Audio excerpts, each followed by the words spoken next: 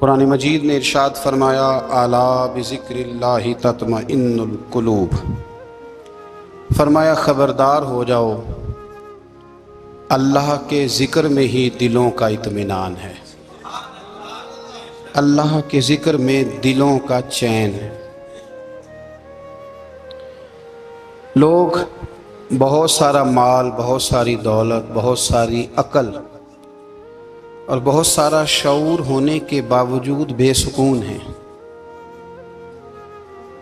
جس چیز نے زمانے کو تکلیف میں مبتلا کر دیا ہے اور جو چیز ڈھونڈنے سے نہیں ملتی وہ اطمینان ہے، وہ قرار ہے۔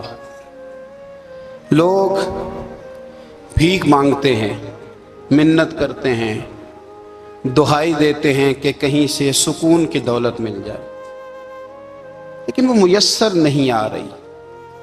بڑے بڑے لوگ ہیں، اور میں عرض کر چکا ہوں کہ مالدار بھی ہیں اور عقل مند بھی ہیں، باشعور ہیں، پڑھے لکھے ہیں، پر قلبی سکون، راحت، اطمینان، چین انہیں میسر نہیں آ رہا۔ راتیں جاگ کر گزر جاتی ہیں، دن آزمائش میں بیت جاتا ہے۔ وہ کبھی اس کے لیے ٹھنڈے علاقوں کا سفر کرتے ہیں، کبھی دوستوں کی مجلسوں میں جا کر کے بیٹھتے ہیں، کبھی گھر سے دور اکیلے میں تنہائی میں وقت گزارنے کی کوشش کرتے ہیں، لیکن دولت سکون ناپید ہوتی ہے، میسر نہیں آتی۔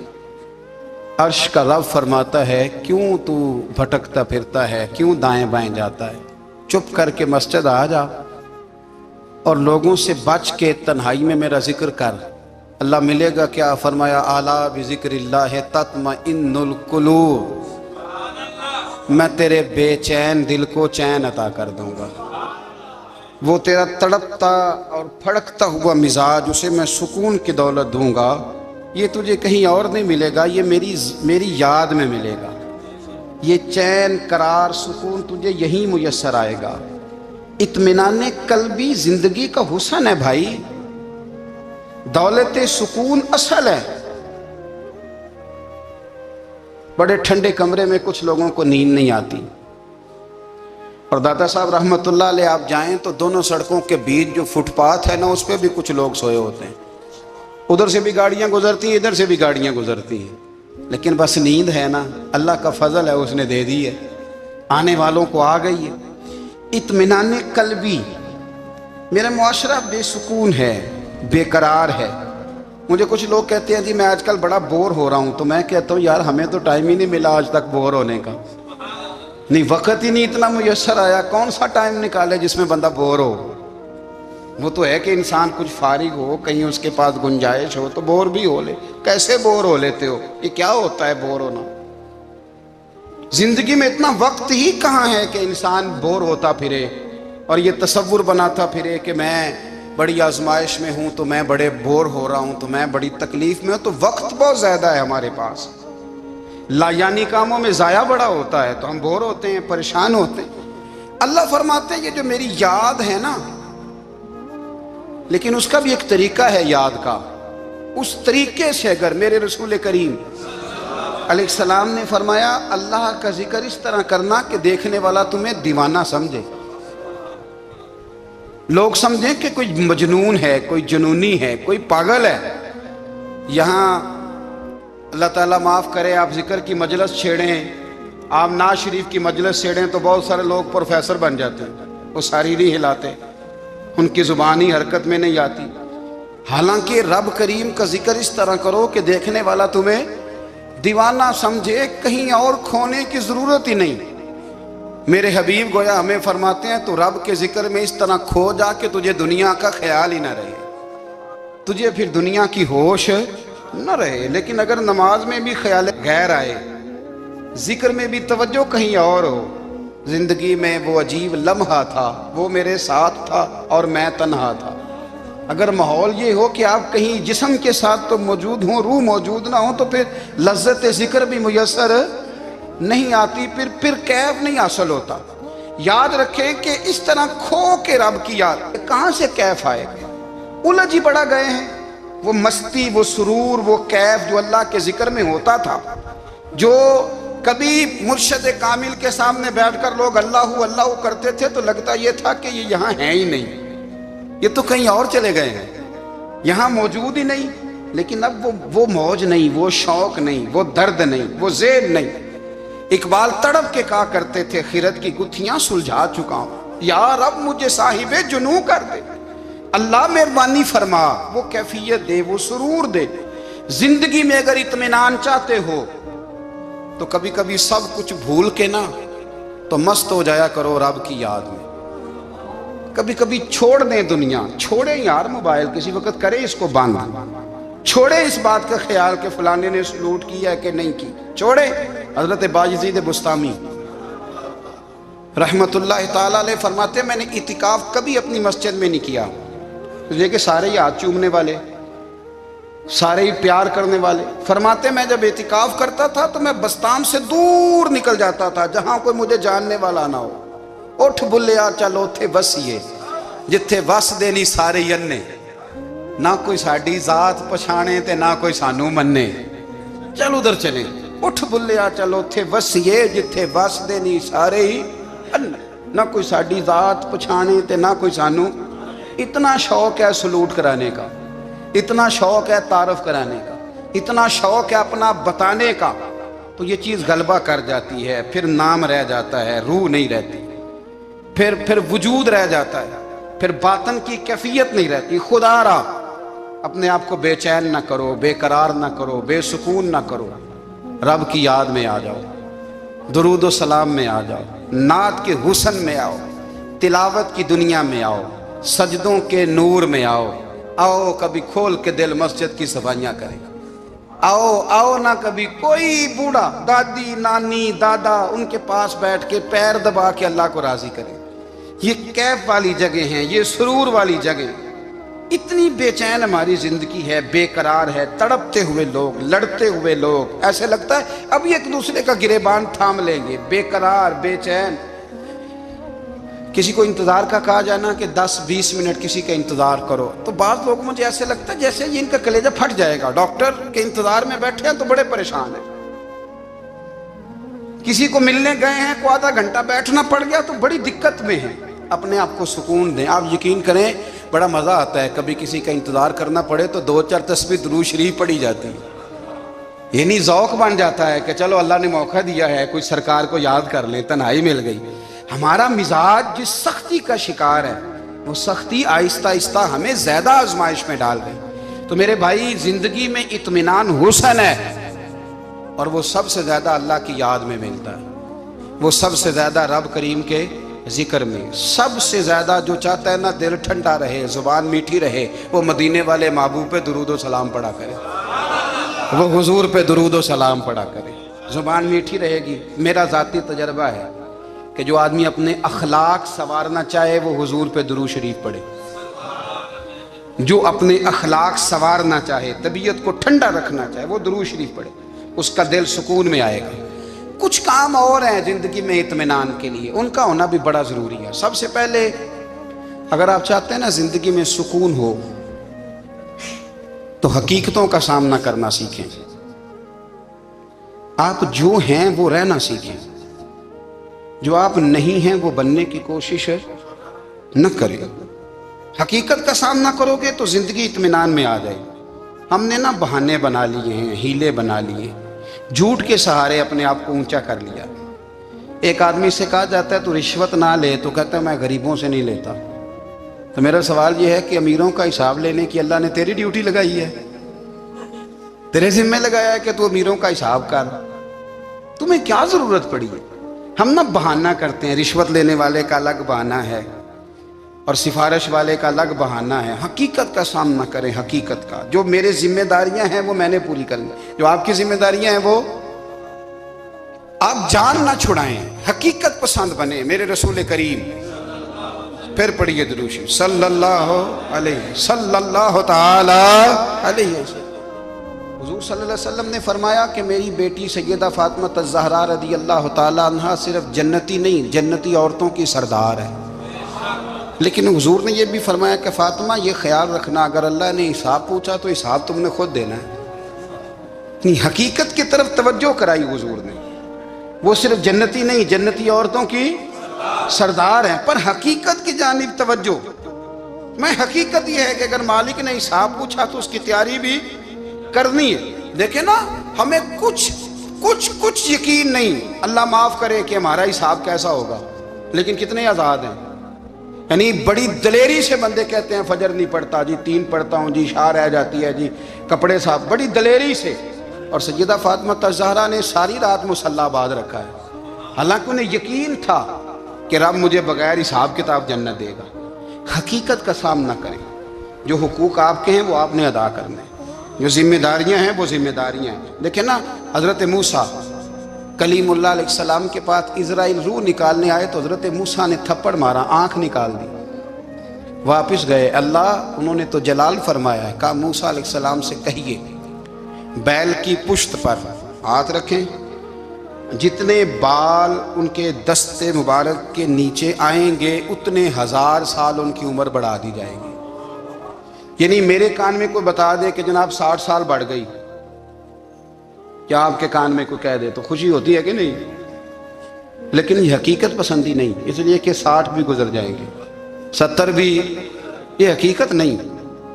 حضرت موسیٰ کلیم، چلے میں مثال دیتا ہوں، سمجھ لے 10 بال، حالانکہ بہت زیادہ آتے ہوں گے، 10 بال اگر حضرت موسیٰ کے ہاتھ کے نیچے آئے تو 10,000 سال تو عمر بڑھ گئی نا. 10 یعنی 10 سال نہیں، 10 نہیں، 10 بہت زیادہ تھی نا. تو حضرت موسیٰ کلیم اللہ علیہ السلام سے آ کے عرض کیا گیا، حضور بیل کی پشت پر ہاتھ رکھیں، جتنے آپ کے ہاتھ کے نیچے بال آئیں گے اتنے 1000 سال عمر بڑھ جائے گی. تو حضرت موسیٰ نے حقیقت پسندی والی بات کی، فرمایا پھر کیا ہوگا؟ 10,000 سال کے بعد پھر کیا ہوگا؟ کہ حضور جانا تو پھر بھی ہے. فرمایا پھر ابھی چلتے ہیں. اگر جانا ہے نا، جانا ہے تو پھر، اگر جانا ہے تو پھر ابھی. اور سجنوں، اگر نماز پڑھنی ہے تو ابھی کیوں نہیں؟ اگر داڑھی رکھنی ہے تو پھر رمضان کا انتظار کیوں کریں؟ ابھی کیوں نہیں؟ اگر سچ بولنا ہے تو پھر، اگر رزق حلال کھانا ہے تو پھر انتظار کاہے کا؟ حقیقت ہوتی ہے، بہانہ ہوتا ہے. حقیقت چھپ نہیں سکتی بناوٹ کے اصولوں سے، کیونکہ خوشبو آ نہیں سکتی کبھی کاغذ کے پھولوں سے. یہ بات یاد رکھیں. اگر جانا ہے تو حضرت کلیم فرمانے لگے پھر 10,000 سال کے بعد بھی جانا ہے تو آج بھی. ہمیں بے قراری زندگی میں اس لیے کہ ہم حقیقت پسند نہیں، ہم بہانوں میں، ہم ہواؤں میں جیتے ہیں، ہواؤں میں، خیالات میں زندگی گزارتے ہیں. بڑا ٹائم پڑا ہے، مثلاً کتنا میرے رسول کریم صلی اللہ تعالیٰ علیہ وآلہ وسلم نے ایک دن صحابہ سے فرمایا تمہیں حیا نہیں آتی؟ حضور کیا ہوا؟ فرمایا وہ والے مکان بناتے ہو جن میں تم رہ نہیں سکتے، وہ والا مال جمع کرتے ہو جو کھا نہیں سکتے، حیا نہیں آتی؟ عرض کی حضور حکم کریں. تو محبوب فرمانے لگے جوتے کا ایک تسمہ بند کرتا ہوں تو سوچتا ہوں دوسرا بند کرنے سے پہلے موت آ جائے گی. ایک سانس اندر جاتی ہے تو دوسرا آنے سے پہلے میں یاد کرتا ہوں کہ مجھے دنیا سے جانا ہے. تمہیں حیا نہیں آتی؟ وہ مکان بناتے ہو جن میں رہ ہی نہیں سکتے، وہ مال جمع کرتے ہو جو کھا. حقیقت پسند نہیں بھائی. ہم بہت سارے لوگ ہیں بڑی باتیں سناتے ہیں، بڑی، میں کہتا ہوں اصل میں نا زیادہ باتیں سنا کے نا بیچارہ اپنے آپ کو مطمئن کرنا چاہتا ہے. اصل بات یہ ہے کہ اندر سے نا ہلا ہوا ہے، کچھ بھی نہیں، بڑا زیادہ ہنستا ہے اور مجھے لگتا ہے کہ کوئی گہرا زخم چھپا رہا. اس لیے ملمہ سازی، حقیقت پسند بنو، حقیقت پسند. یاد رکھنا، من ترک صلاۃ متعمدا فقد کفر. میرے رسول نے حقیقت بیان کی، فرمایا جس نے ایک نماز بھی جان بوجھ کے چھوڑی اس نے رب کے رب ہونے کا انکار کیا، اس نے کفران نعمت کیا. یہ حقیقت ہے، کوئی کلیریفیکیشن نہیں، کوئی وضاحت نہیں. جو نماز نہیں پڑھتا، جھوٹ بولتا ہے، غلط بیانی کرتا ہے. جو شخص رزق حرام کما کے کہتا ہے کہ اس کے بغیر گزارا نہیں چلتا، وہ جھوٹ بولتا ہے. اس لیے کہ رب فرماتا ہے جب تجھے پیدا کیا ہے تو تیرا رزق میرے ذمہ ہے. اللہ فرماتا ہے کہ لا یکلف اللہ نفسا الا وسعها، میں کسی پر وہ بوجھ نہیں ڈالتا جو اٹھا نہ سکے. نماز فرض کیا، اس کا مطلب ہے ہم پڑھنے کے قابل ہیں. उसने हमारे जिम्मेदारियां लगाई हैं तो मतलब ये है कि हम जिम्मेदारियां अदा करने के काबिल हैं, वरना वो कहता है मैं वो बोझ डालता ही नहीं जो तुझसे उठाया ना जाए। अगर चाहते हो कि जिंदगी में इत्मीनान मिले तो खुदारा हकीकत पसंदों वाली जिंदगी गुजारो। ये फिजाओं में जिंदा रहना, हवाओं में, अल्लाह बड़ा माफ करने वाला है, अल्लाह बड़ा करीम है, माफ कर देगा, तो भाई ये बात सहाबा को भी पता थी, ये अहले बैत को भी खबर थी, तो वो तो एक एक बात का लिहाज करते थे। ये गौसे आजम को भी पता थी, ये उनके वालिद को भी पता थी, जिन्होंने किसी का एक सेब खा लिया था तो 12 साल उसके घर में नौकरी करते रहे। उन्हें नहीं पता था अल्लाह बड़ा करीम है, माफ कर देगा, एक सेब ही है ना। तो हकीकत पसंदी आपको सुकून देगी। और अगर आपने अपने आप को गैर मुतमिन किया हुआ है, बात कुछ और है, और आपने अपने आप को डाल किसी और तरफ लिया है, तो फिर आपको सुकून मिल सकता? सुकून हकीकत पसंदी में, असल में सुकून होता है, अदाकारी में सुकून नहीं होता। तीसरी बात सुने, अगर आप चाहते हैं जिंदगी में मुतमईन रहें तो दुनियादारों से उम्मीदें तोड़ दें, अल्लाह और उसके रसूल से उम्मीद वाबस्ता करें, औलिया अल्लाह से उम्मीदें वाबस्ता करें, सहाबा और अहले बैत से उम्मीदें, अल्लाह और अल्लाह वालों से उम्मीदें, दुनियादारों से उम्मीदें। आपको पता है दुनियादार की तबाही कब होती है? जब उन्हें खुशामदी मिल जाता है। चौधरी का बेड़ा उस वक्त गरक होता है जब उसे चौधरी कहने वाले ज्यादा हो जाते हैं। सेठ साहब और नवाब साहब बेचारे तबाह तब होते हैं भोलेपन में, जब उनके दाएं बाएं रेला होता है सेठ साहब कहने का। लोग उन्हें खाना चाहते हैं, प्यार उनका नहीं होता, उनकी जेब का होता है। मोहब्बत उनसे नहीं होती, उनकी कुर्सी से होती है। जरूरियात का प्यार होता है, तबाह कर दिया जाता है। हमारी सारी तवक्कुआत दुनियादारों से वाबस्ता हो गई है। नाराज ना होना, पीरों ने, मौलवियों ने, दरवेशों ने, उन्होंने भी सेठ रखे हुए जलसों की सदारत कराने के लिए। यानी मजहबी जलसा है, उसमें बहुत जबरदस्त पढ़े लिखे साहिबे तकवा आलिम का खिताब है, और की सदारत वो बंदा कर रहा है जिसने इशा की नमाज भी नहीं पढ़ी। वो बंदा सदारत कर रहा है, क्यों? इसलिए कि उसने लाख रुपया दिया महफिल में।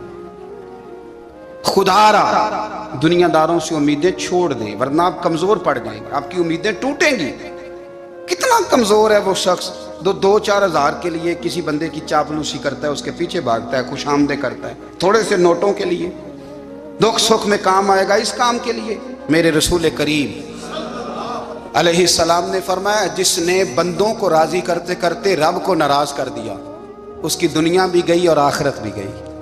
और फरमाया, जिसने बंदों की परवाह नहीं की, अल्लाह को राजी किया, फरमाया अगर रब राजी हो गया तो लोगों के दिलों में भी मोहब्बत पैदा फरमा देगा। क्या जरूरत है खुशामद करना दुनियादारों की, सेठों की, नवाबों की, चापलू। और मैं आपको एक बात बताऊं, होता पता क्या है, ये जो हुब्बे जा और हुब्बे बा होती है ना, इससे पेट नहीं भरता। आपको अगर खुशामद करनी है तो फिर आपको सारी जिंदगी करनी है। फिर उनको भी पता होता है कि ताल्लुक किस बुनियाद पर है, इसमें कभी भी खुलूस पैदा नहीं होता। आप बेचैन रहते हैं, बेकरार रहते हैं, आपको तकलीफ रहती है हमेशा। कभी भी दुनियादारों से उम्मीदें वाबस्ता ना करें। एक बात सुने बड़ी शानदार, इमाम गजाली ने लिखी है। इमाम गजाली फरमाते हैं कि हारून रशीद ना हज करके वापस आया बगदाद में, तो कोने में हजरत बहलोल दाना बैठे थे। रश बहुत था, मजमा बड़ा था। हजरत बहलोल दाना भी सड़क के किनारे बैठे थे, तो सिपाही कहने लगे यहाँ से उठ जाओ। फरमाने लगे हारून रशीद की ज़मीन नहीं, ज़मीन मेरे रब की है, मैं क्यों उठूँ? वो करीब से गुजरा तो सलाम ली, तो आपने उसका प्रोटोकॉल देखा तो फरमाने लगे हारून रशीद तुझसे तगड़े तगड़े मोटे मोटे प्रोटोकॉल मैंने लोगों के देखे हैं, और ये जो तेरे दाएं बाएं आज तेरे नारे लगा रहे हैं, ये पहले उन लोगों के नारे लगाया करते थे। और थोड़ा वक्त गुजरने दे, जो तेरे बाद आएगा ना, ये सारे फिर उनके नारे भी लगाएंगे। तू झूठ की दुनिया में जिंदा है, इनसे तूने उम्मीदें वाबस्ता की हैं, ये कल उसके नारे लगाएंगे। उसके दिल पे बड़ा असर हुआ, घोड़े से उतर आया, आगे कहने लगा हुजूर आपने मुझे बड़ी अच्छी नसीहत की है, मेरा दिल बड़ा ठंडा हुआ है। मैंने सुना है आप मकरूज हैं, कुछ लोगों का कर्ज, तो मुझे कोई हुक्म ही कर दें। आप हंसने लगे, फरमाने लगे यार तू तो बड़ा ही बेवकूफ़ है, बड़ा ही बेवकूफ़ है तू, मैं तुझे नसीहत कर रहा हूँ, तू मुझे उलझा रहा है। हुजूर कोई हुक्म कर दें। کیا خوبصورت انداز ہے رب کریم کے بندوں کا۔ حضرت بہلول دانا فرمانے لگے تیرا رب کون ہے؟ کہا اللہ۔ تو فرمایا میرا کون ہے؟ کہا اللہ۔ فرمانے لگے یہ تو نہیں نہ ہو سکتا کہ اللہ ہارون رشید کو دیتا رہے اور بہلول دانا کو بھول ہی جائے۔ یہ تو نہیں نہ ہو سکتا کہ ہارون رشید کو دیتا رہے اور بہلول دانا کو بھول جائے۔ فرمایا اس کا دل، اس کا ارادہ ہوا، ارادہ قدرت ہوا کہ بہلول مقروض رہنا چاہیے، تو اگر رب مجھے رکھنا چاہتا ہے، دکھ قبول محمد بخشا راضی رہن پیارے، اگر وہ چاہتا ہے میں مقروض رہوں تو میں بھی چاہتا ہوں کہ میں مقروض ہی رہوں۔ یہ تو نہیں نہ ہو سکتا کہ تجھے دے اور مجھے نہ دے۔ فرمایا میری تجھ سے کوئی امید نہیں، مجھے جب بھی دے گا میرا رب بھی دے گا، اور وہ دے گا تو پھر انشاءاللہ خزانے کھول کے دے گا۔ دنیا داروں سے امیدیں وابستہ کرنا، لوگوں کے پیچھے، یہ چھوڑ دیں، آپ بے چین رہیں گے، بے قرار رہیں گے۔ اللہ والوں سے ضرور امیدیں وابستہ کریں، اس لیے کہ ان کے پاس جو کچھ ہوتا ہے وہ دراصل رب کا ہی ہوتا ہے۔ لیکن سیٹھوں سے، نوابوں سے، سیاستدانوں سے باز آ جائیں، ہماری بڑی امیدیں وابستہ ہیں۔ میں اکثر کہتا ہوں جتنے پھیرے نوکری کے لیے دنیا دار کے دروازے پہ لگائے ہیں نا، اس سے کم دفعہ مسجد میں نفل پڑے ہوتے تو رب اتنی بڑی مہربانی فرما دیتا۔ تیسری بات یہ یاد رکھیں، اگر سکون لینا چاہتے ہیں نا، اگر سکون لینا چاہتے ہو نا تو لوگوں کو ڈسکس کرنا بند کر دو۔ کس کو اللہ نے کتنے پیسے دیے ہیں وہ جانے اور اللہ جانے، کس کو اللہ نے کتنی گاڑیاں دی ہیں وہ جانے، اور لوگوں کو ڈسکس کرنا جی۔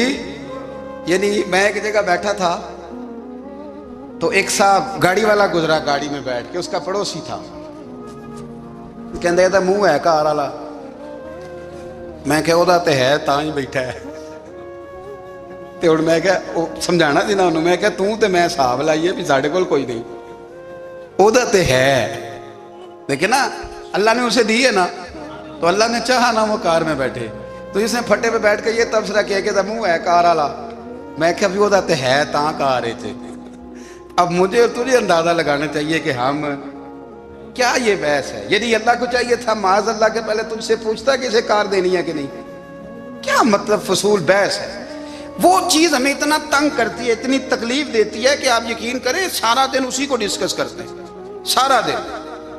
اس کے پاس گاڑی ہے، اس کے پاس کار ہے، فلانے کا پیسہ 1 نمبر ہے، فلانے کا 2 نمبر ہے، فلانے کا 6 نمبر ہے، اصل بات کے اندر حسد ہے، اس کو نکالو۔ ایک بات کہنے لگا ہوں، اسے یاد رکھنا، میرے اعلیٰ حضرت رحمۃ اللہ علیہ فرمایا کرتے، حسد کرنے والا بندوں پر اعتراض نہیں کرتا، اللہ پر اعتراض کرتا۔ وہ کہتا ہے اللہ اسے کیوں دیا ہے، اتنا کیوں دیا ہے، معاذ اللہ وہ اللہ کی تقسیم پر اعتراض کرتا۔ حسد کرتے ہو بے چین رہو گے، حسد آپ کے دل کو تڑپا کے رکھ دے گا، چھوڑے۔ اللہ بڑا کریم ہے، جس کو جہاں چاہتا ہے وہاں بٹھا دیتا ہے۔ آپ قطعاً اس بحث میں نہ پڑے کہ اللہ نے کس کو کتنا دیا ہے، کب دیا ہے، کیوں دیا ہے، وہ بڑا بے نیاز ہے۔ حسد آپ کو تباہ کرے گا۔ دنیا میں پہلا گناہ جو ہوا تھا وہ حسد تھا۔ ابلیس نے حضرت آدم سے حسد کیا، کہنے لگا میں بہتر ہوں، سرداری اس کو مل رہی ہے، یہ تو اللہ کو پتہ ہے نا کس کو دینی ہے۔ اور دنیا میں پہلا قتل حسد کی وجہ سے ہوا، حابیل قابیل کے درمیان حسد کا معاملہ تھا۔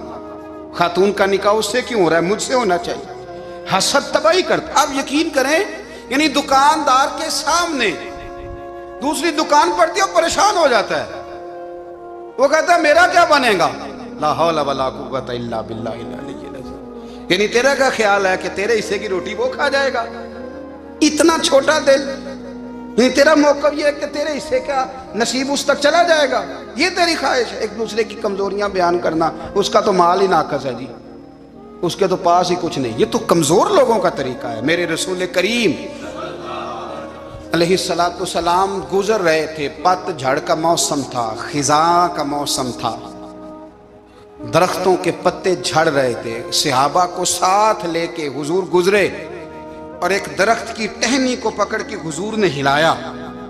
صحابہ فرماتے ہیں کہ چھم چھم اس کے پتے گرے، زمین پر ڈھیر لگ گیا۔ حضور نے فرمایا دیکھا تم نے کیا ہوا؟ حضور ہاں۔ فرمایا کتنی تیزی سے پتے جھڑے ہیں، صرف تنا رہ گیا ہے اور خالی ٹہنیاں رہ گئی ہیں، کوئی حسن بچا ہے؟ حضور نہیں۔ تو نبی کریم فرمانے لگے جو حسد کرتا ہے نا، اس کی نیکیاں بھی اسی طرح جھڑ جاتی ہیں۔ इसी तरह और एक जगह हुजूर फरमाने लगे जिस तरह राख लकड़ी को आग खा जाती है, जिस तरह लकड़ी को आग, जब आग खा जाए तो फिर लकड़ी को लकड़ी नहीं कहा जाता, राख कहा जाता है, कोयला कहा जाता है, उसकी असल बाकी यानी उसे खाई जाती है। तो हुजूर अलैहिस्सलाम फरमाने लगे जिस तरह आग लकड़ी को खा जाती है, फरमाया इसी तरह हसद नेकियों को खा जाता है, नेकियां रहती नहीं। हसद करने वाले के पास नेकियां यानी उनकी असल शक्ल मौजूद, कभी भी हसद नहीं करें। अल्लाह की तकसीम है, जिसको चाहे जब चाहे जितना चाहे अता करें। और चौथी बात मेरे भाई, कभी भी बुग़्ज़ ना पैदा करें। बुग़्ज़ वाले लोग बेसुकून रहते हैं। बहुत सारी कमज़ोरियां हमारे अंदर होती हैं ना, फिर अल्लाह हमारी रोज़ी तो नहीं ना बंद फरमाता, ये तो नहीं कहता कि ज़मीन से निकल जाओ। अगर यही वाला मामला हो जो हमारा है कि वो शादी पे इसने मेरे साथ बुरा सलूक किया था, अब सारी ज़िंदगी बुग़्ज़ रखना है। अगर यही मामला फरिश्ते अल्लाह की बारगाह में कहें कि या अल्लाह इसने फ़लाने दिन शराब पी थी, अब इसको ज़मीन में नहीं रहने देना, निज़ाम ज़िंदगी चलेगा। तो अगर अल्लाह हमें माफ़ करता है तो हम बंदों को माफ़ क्यों नहीं करते? आप यकीन करें, इतनी लंबी अदावतें, इतना लंबा हसद, इतना लंबा बुग़्ज़, इतना लंबा। हदीस मैंने पढ़ी, मैं हैरान रह गया। मेरे नबी करीम अलैहिस्सलाम ने फरमाया अपनी बीवी से कभी बुग़्ज़ ना रखना। अगर उसकी एक बात नापसंद हो तो उसे छोड़ के वो बात देखो जो तुम्हें पसंद है। मैं इस हदीस को पढ़ के सोचने लगा कि क्या बीवी का भी बुग़्ज़ रखते हैं लोग?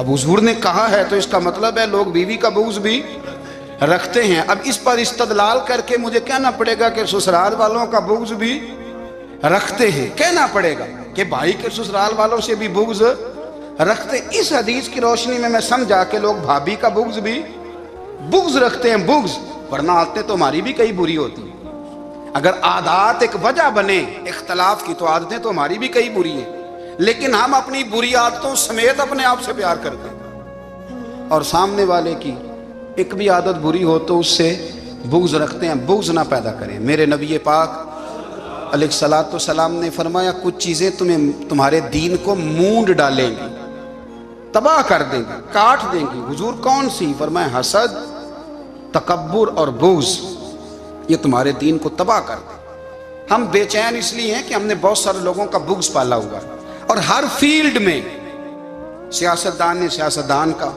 ज़ातियात पर उतर के बात करते हैं। मुअज़्ज़ज़ तरीन लोग, ताजर ने ताजर का, इल्ला माशाअल्लाह बाज़ जगह पे अहले इल्म भी एक दूसरे से अदावत रखते हैं। खुदारा दिल रब करीम के आने का ठिकाना है। ये साफ़ होगा तो इसमें रब रसूल के जलवे होंगे। अगर इसमें अदावत हो, इसमें बुग़्ज़ हो, इसमें कीना हो, निफाक हो, सुने मेरे रसूल करीम हज़रत अबू बकर सिद्दीक़ रज़ी अल्लाह ताला अन्हु कहते हैं मैं रो ही पड़ा। मक्का फतह हुआ ना, तो इकरमा बिन अबू जहल ने पैगाम भेजा कि मैं ना कलमा पढ़ने के लिए आ रहा हूँ। वह बात लंबी है, मैं मौजू पे रहना चाहता हूँ।